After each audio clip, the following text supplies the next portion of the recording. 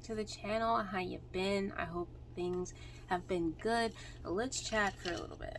So if you didn't know, I'm all about helping you be your favorite self. And one of the things that you're going to have to do in order to be your favorite self is shadow work. If you haven't seen my video about shadow work, it'll either be in the description box or I'll plug it in here somewhere. But it's a fantastic thing to do. If you've never done it, I highly recommend it. But it comes with a caveat. With everything is a double-edged sword. So with you doing shadow work, you also have to be careful of the trap of shadow work, the hole that is very easy to fall into. And that hole is getting yourself stuck in the cycle of constantly trying to be better, of constantly finding things to heal, to work on, and it becomes like this destination that you will never realistically hit, ever. And that is because if it was possible for you to be perfect, you wouldn't be incarnated on this planet at all. And it's easy to lose yourself in that because it's almost addicting, that self-satisfying feeling of realizing that there was, in essence, something not right with you and you corrected it on your own, or whether it was through therapy, because therapy is a form of shadow work. You're just working with someone else. So that feeling of overcoming something that was so difficult for you, or something that you felt held you back, is so satisfying, and we keep wanting to almost chase that high and be better, and that is dangerous. And this, in essence, is why I don't say help you to be your best self. I always say favorite self, because me personally, I think the term best implies a standard that you're placing on yourself, and there are certain things that you have to do every day, or certain things you have to heal in order to be your best self. But when I say your favorite self, that allows you to be in a mode of acceptance of whatever you feel like your favorite self is. Does that make sense? You're not living up to some sort of standard in being your favorite self. You're just enjoying who you are and how you are presenting yourself as to others and yourself. There are a few tips that I have noticed for myself that have really helped me have the right mindset in regards to shadow work. And the first one would be to, when you find something that you dislike about yourself, or some kind of wound that you realize triggers you and that you want to heal, it is super important to approach it from the standpoint of, this is not something that is inherently wrong with you. There's nothing wrong with you. When you decide to do shadow work on something or an aspect of yourself, it's to either A, accept and forgive that wounded part of you, or to accept and forgive someone else that may have caused harm or trauma to you. I want you to shift your focus from healing, because I think subconsciously the word healing implies that something is damaged or wounded, not whole. I want you to shift your focus from healing to realizing and expanding your consciousness of what you actually are. So that looks like, instead of saying, okay, I behave this way because of something that happened to me in the past, we're shifting to, even though that happened to me, I realize that now that I'm that bitch. You see, like it's a very subtle shift, but I think it makes the world of difference. You are realizing that despite what may have happened to me in your childhood a year ago, 6 months ago, I can choose to be my favorite self and no longer embody that. I can recognize that. I can address that. But at the end of the day, that person who experienced that is no longer who I am today. And that decision is up to me, and that empowers me, and that enables me to be my favorite version of myself.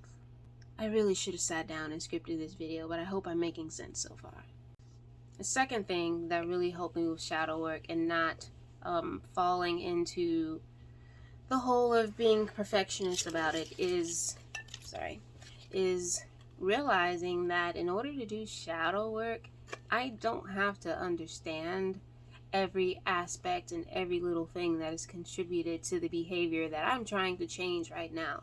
Sometimes it's okay to just shift the behavior. For instance, this week I have decided to tackle how I really feel about my hair. I have 4C hair, which is very coily, very beautiful, very kinky, but I feel like it is the exact opposite of what the standard of beauty is, of long, flowy, maybe a little bit curly hair. Or if you do have curly hair, it has to be really loose ringlets and long. And my hair will always have a ton of shrinkage and will most likely present itself as short for a very long time. And I am learning to like that.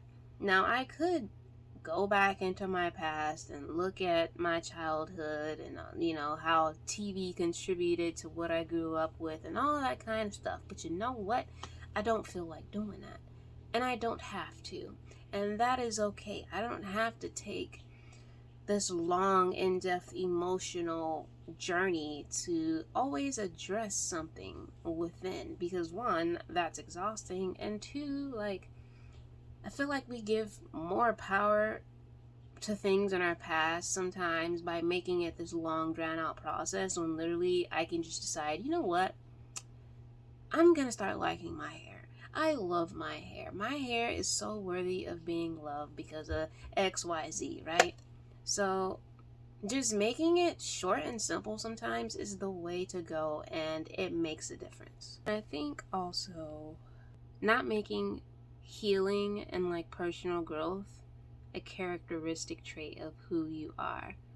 I think overly identifying with someone who's always healing and always progressing and always improving can be a detriment to your mental health, because there are going to be times where like that's not what you want to do. Sometimes you just want to exist and be, and not worrying about always being better. But if you make that a part of your character trait, it then becomes easy for you to feel guilty when you're not doing those things. It becomes harder to be proud of who you are in this moment and how far you've come, because you're always looking forward, trying to be a better person, instead of saying, you know what, who I am right now in this moment, with whatever, all the things I've addressed, the things I haven't addressed, is good enough, and I'm good enough, and it's okay for me to take up this space and who I actively am right now. I don't have to change a damn thing about me. Always know that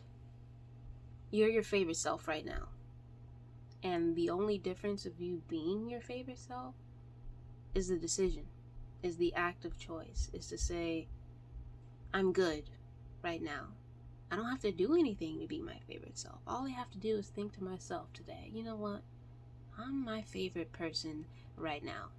So those are my 3 tips. Let me know what you think. I want to hear your experience. If you've been doing shadow work, what are some things that you've run into? How have you learned to accept yourself for who you are right now? And if there's anything else regarding shadow work that you'd want me to talk about, just leave a comment. I am here.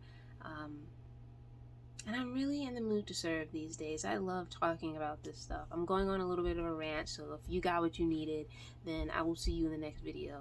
But I've been thinking to myself that I would really love to be a therapist. That's what I wanted to do in middle school and high school, but then I had this experience with a psychiatrist that completely just shut me down. It made me think bad about the whole psychiatry world. But now I know that one experience with one person should not shape how I view the whole field, and I could take that experience and help out other people in my own way. Now, I don't know if I'll ever be ready for 10 years of school. But who knows, maybe one day. I don't know why I felt the need to share that with y'all, but there you go. Something new about Sage today. So yeah, thank you for being here. I appreciate every single one of you, and I will see you in the next video.